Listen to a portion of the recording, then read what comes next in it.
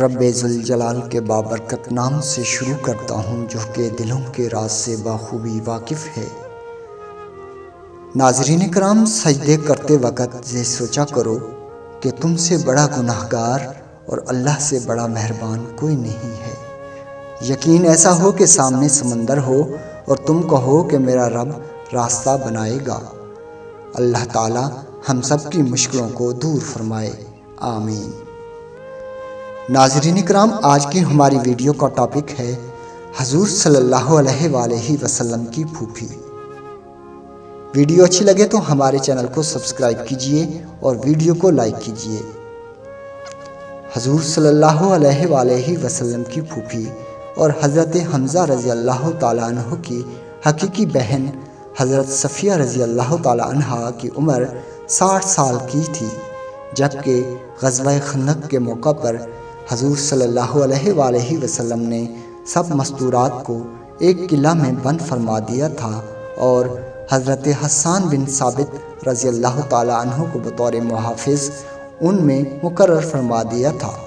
یہودیوں نے اس موقع کو غنیمت جانا کہ حضور تو صحابہ سمیت مدینہ منورہ سے باہر تشریف فرما ہیں اور عورتیں قلعہ میں تنہا ہیں۔ اس خیال سے یہودیوں کی ایک جماعت نے عورتوں پر حملہ کا ارادہ کیا اور ایک یہودی حالات معلوم کرنے کے لیے قلعہ پر پہنچا۔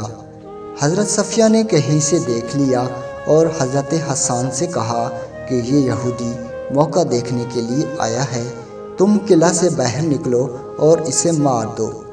حضرت حسان رضی اللہ تعالیٰ عنہ ضعیف تھے، ضعف کی وجہ سے نکل نہ سکے، تو حضرت صفیہ نے خیمہ کا ایک کھونٹا اپنے ہاتھ میں لیا اور خود نکل کر اس یہودی کا سر کچل دیا۔ پھر قلعہ میں آ کر حضرت حسان سے کہا کہ چونکہ وہ یہودی مرد تھا اور نامحرم ہونے کی وجہ سے میں نے اس کا سامان اور کپڑے نہیں اتارے، تم جاؤ اور اس کے کپڑے اتار لاؤ اور سر بھی کاٹ لاؤ۔ حضرت حسان رضی اللہ تعالیٰ عنہ اپنے ضعف کی وجہ سے ہمت نہ فرما سکے تو دوبارہ تشریف لے گئیں اور اس کا سر کاٹ لائیں اور دیوار پر سے سر کو یہودیوں کے مجمع میں پھینک دیا۔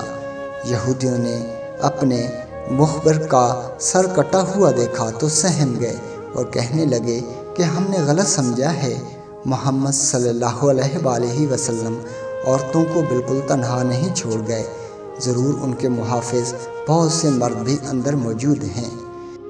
ناظرین کرام، امید ہے آپ کو ویڈیو اچھی لگی ہوگی۔ ہمارے چینل کو سبسکرائب کیجئے۔ اللہ نگہبان۔